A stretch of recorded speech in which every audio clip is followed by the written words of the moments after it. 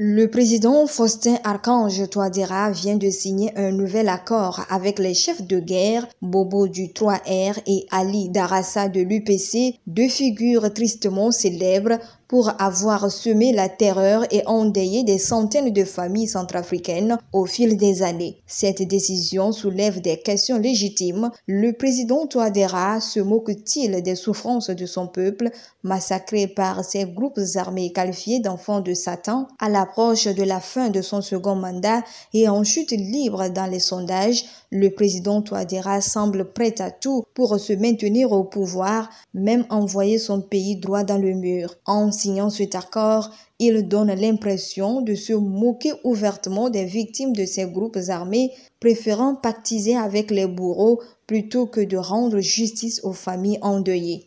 Il ne faudrait pas que le débat ou bien l'accord puisse viser seulement le gouvernement et les groupes armés. Mais il faut tenir compte également des victimes. Donc il va falloir trouver un accord. Pour qu'il y ait vraiment une paix définitive, il faudrait que les trois parties, il faudrait un accord qui regroupe les trois parties. Donc j'insiste encore, le gouvernement, les groupes armés et les victimes. Que chacun puisse trouver une place dans cet accord. Sous le règne de Touadéra, la politique de l'État centrafricain est marquée par une lâcheté flagrante et une justice inexistante. L'impunité règne en maître, permettant aux responsables des groupes armés d'être systématiquement récompensés par des postes ministériels juteux. Des figures comme le rebelle Hassan Bouba et Djubaï Abazen en sont des exemples frappants. Cette situation crée un sentiment d'injustice profond parmi la population qui voit ses bourreaux non seulement échapper à la justice, mais aussi être récompensés par Touadéra.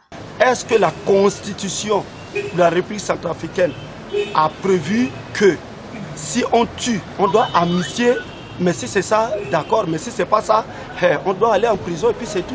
J'ose espérer que cet accord tient et prend en compte en fait les desiderata des Centrafricains, à savoir qu'il faut respecter les accords, les recommandations donc, du Forum de Bangui de 2015 et la non-amnistie. Vous savez que le peuple centrafricain a trop souffert et aujourd'hui il est impensable de penser que nous pouvons faire un pardon sans qu'il y ait la justice. Ça, c'est pas possible, c'est pas concevable. La République centrafricaine est devenue une république des groupes armés où ces derniers font la pluie et le beau temps. Le président Touadéra est désormais perçu par de nombreux observateurs africains comme une marionnette de ces groupes et est incapable de s'opposer à leur influence. Pire encore, il envoie ses ministres et conseillers déclarer publiquement qu'il ne peut pas s'asseoir à la même table que l'opposition pour dialoguer, mais s'empresse de s'asseoir à la même table avec les meurtriers du peuple centrafricain pour signer des accords bidons. Mais le président de la République ne va pas s'asseoir avec les leaders de l'opposition démocratique autour d'une même table pour faire ce dialogue parce que ces opposants-là ne sont pas à son niveau. C'est le gouvernement qui sera appelé à les attendre et certainement d'autres institutions républicaines qui vont s'asseoir avec eux pour discuter de cette affaire-là. Avec Touadéra, les diplômes universitaires n'ont plus aucune valeur. Après leurs études, les étudiants diplômés se retrouvent souvent contraints de devenir taxi-moto ou gérants de cabines téléphoniques. Moi, j'ai été à l'école, mais aujourd'hui, je n'y vais plus, c'est le manque d'aide. Les conditions difficiles au foyer qu'ont fait celui-ci. Et avec l'arrivée des mototaxis, je m'y suis intéressé. Je peux même passer le test pour être greffier.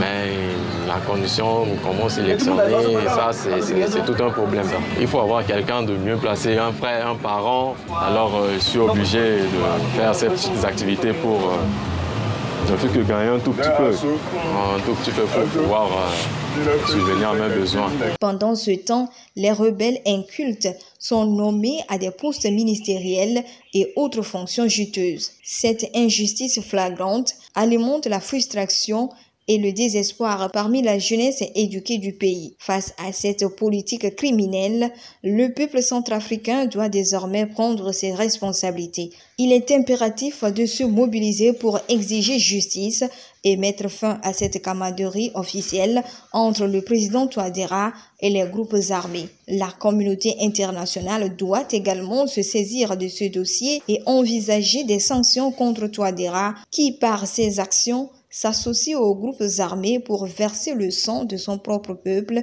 et pourquoi pas avec mandat d'arrêt international. La communauté internationale doit agir rapidement pour mettre fin à cette situation intolérable et rendre justice aux victimes centrafricaines. Affaire assure.